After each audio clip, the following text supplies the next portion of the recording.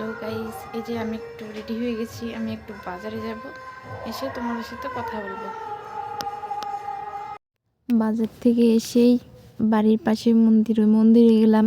গিয়ে দেখি কাকু ওখানে পুজো করছে।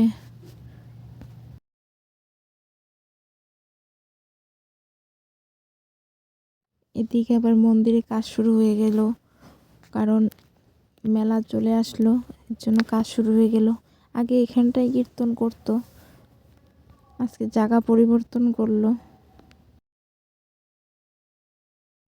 আজকে এখানটায় বসে বসে কীর্তন করছে।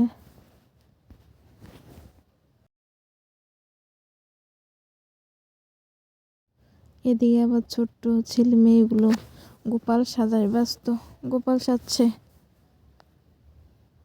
এই সবাই কি করো?